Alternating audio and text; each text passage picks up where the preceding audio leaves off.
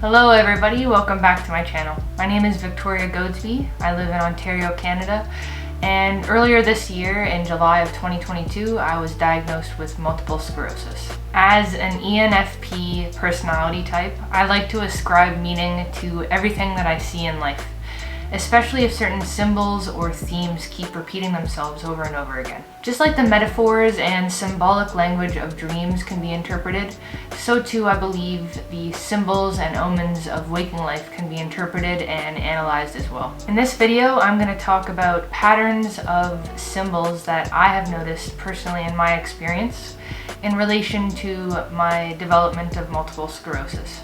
If you like learning about topics like metaphysics, spirituality, and personal growth, be sure to hit the subscribe button, as it really does help this channel to grow.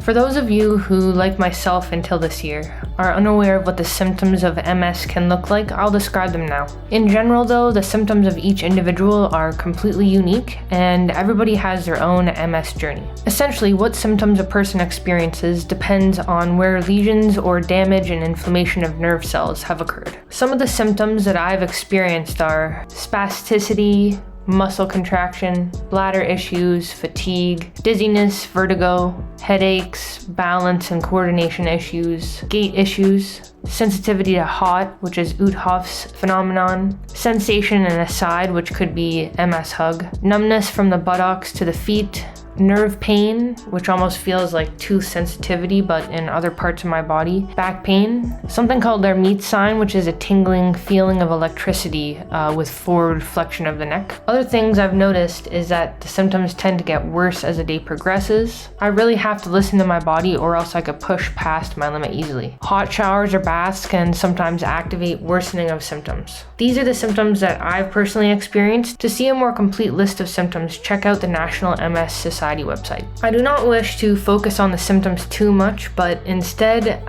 I'm choosing to focus on the positive things that my diagnosis has bestowed me with, like a totally new perspective on healing and what it means to live a fulfilling life. So without further ado, here are some of the major symbols and themes that keep popping up recently on my healing journey. I find that the universe likes to send messages using the symbology of animals. Around the time of my diagnosis, I started seeing a lot of blue herons. It seemed that after I got discharged from the hospital, I saw more blue herons those few months than I had in my entire life. I felt an intuitive connection with this animal for a while now. I can understand why herons are revered by many cultures, like indigenous people of North America who see blue herons as representing determination, being a hunting bird, as well as loyalty due to their monogamous nature. This is a bird that's not fond of groups except during the mating season. Therefore, it corresponds to the Hermit Tarot card, signifying the need for inner reflection. It makes total sense to my heart, because with this diagnosis, I have definitely needed time to withdraw inwards for contemplation, introspection, and some serious soul searching. I have a strong feeling that this animal isn't my particular animal totem, but its messages strongly apply right now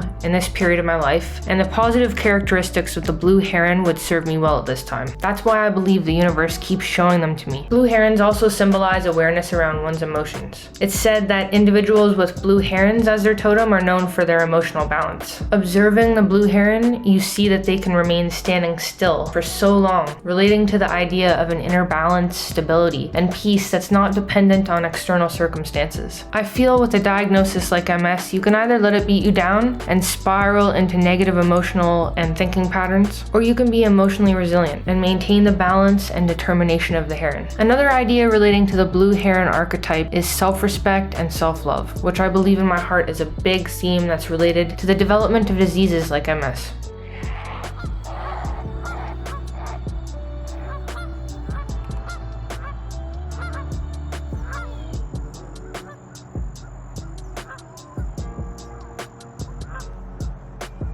I've intuitively felt that my legs are one of my weak spots in this lifetime. And in general, any issues concerning legs or feet can represent a feeling of being stuck, inability to move forward, and general lack of a sense of a strong foundation in life. These are definitely themes and issues that I've dealt with before. I can see now that back then, I believe I was picking up intuitive themes and signals that I just wasn't listening to. And now, after experiencing periods of several months where I have jumbled feelings in my legs and my feet. There's absolutely no avoiding the issue any longer. Even as Oprah says, if you continue to ignore the messages, you're eventually going to get hit over the head with a 2x4. And I believe that this MS is my 2x4 moment. There is no choice but to pay attention. A wonderful book is Ted Andrews' Animal Speak, The Spiritual and Magical Powers of Creatures Great and Small. In this book, in the section about herons, he says, legs enable animals and people to move about on the earth. They are symbols of balance, and they represent the ability to progress and evolve. Also, the longer the legs, the deeper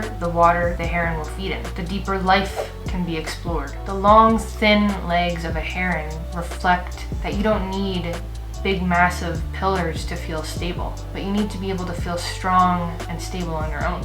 Most of my symptoms are primarily around my lower body, my legs and my feet. The outer world, as a reflection of the inner world, is giving me hints as to what certain areas of my life I should focus on for healing. The heron has been brought into my life repeatedly, I believe, as a symbol of determination, of emotional awareness, and self-love and self-respect. In this process so far of learning how to become self-reliant, or standing on my own 2 feet, if you will, I've made many mistakes along the way. I'm understanding now that regardless of your outer environment, if you can maintain a stable and positive attitude towards life, nothing can shake you from your foundations. Just like the heron, we all have the capacity for great determination, self-respect and self-love, and emotional awareness. As a side note, while preparing for this video, I was watching YouTube during one of my breaks, and I happened to receive another little wink from the universe,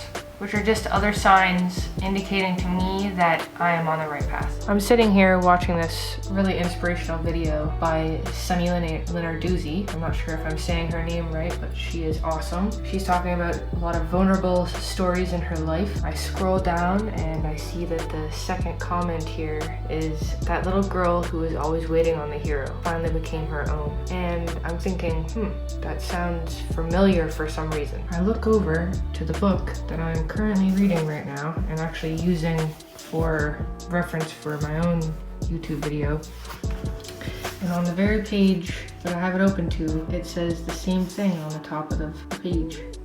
Become my own hero. I love the way that synchronicity works. Another theme that keeps popping up is the idea of multiple scars. This relates to the fact that I have accepted now that I've demonstrated traits of borderline personality disorder, which is a maladaptive coping mechanism, and I understand that I still have a whole lot more to experience on this journey of healing. In Whole Again by Jackson Mackenzie, the author says that people with BPD tend to be suffering from a wound of rejection or abandonment, which has planted an idea of inner defectiveness in them. This causes them to believe that they're inherently worthless and unlovable, that they cannot be themselves because no one will ever want that person. As a result of my past choices, I've physically been affected by these maladaptive coping mechanisms. I'm so sad to look back at that person who I was, who felt the need for such destructive behavior. I've also learned that it's not just about the overt physical intentional self-harm, but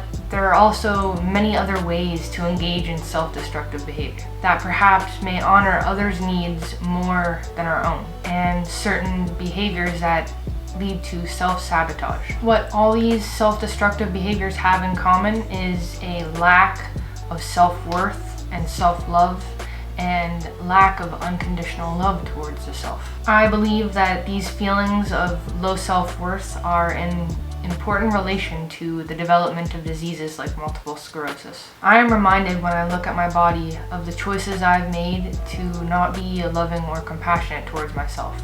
And now, ironically, at the age of 30 years old, I've been diagnosed with a condition that literally means multiple scars. Gratitude is all that I could feel when I realized that I am able to talk about these things now and that I'm in a much, much better place than I was before. Every day I'm reminded that the body is a sacred temple.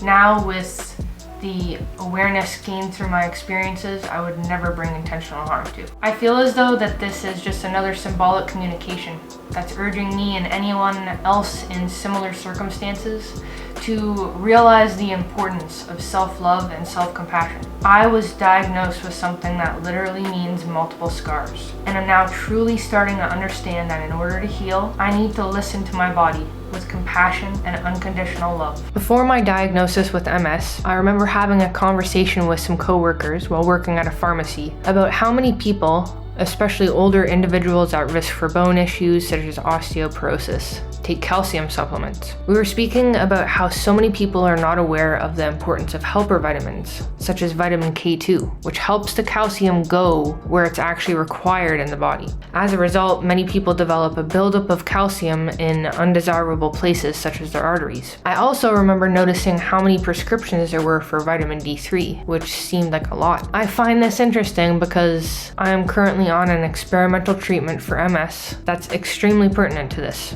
I plan to discuss my treatment plan, which happens to now center around vitamin D3 and K2, but for now I wanted to describe how I've been interpreting this interesting happenstance. Vitamin D3 is created by our bodies through exposure to the sun. In fact, our bodies create several thousand international units of vitamin D when exposed to the sun for just a few minutes. And in astrology, the sun represents your identity, which coincidentally is an area where individuals who relate with the criteria of BPD have issues around. The sun represents the idea that it's okay to let your authentic self shine through. In my treatment for MS, I take the sun vitamin, and I find it so beautiful that this theme keeps popping up and highlighting areas that need to be healed. It's interesting that these symbols kept appearing to me even before my diagnosis, almost as if they were foreshadowing the events to come if I was to not change my state of being. I truly believe that we are creators of the realities that we live in. These past few months, I've really started reestablishing my relationship to my own inner wisdom and trusting my intuition. Let me know in the comments section which symbols you feel drawn towards and why. I'd love to hear about stories of how you were able to integrate the lessons of symbols and themes in your life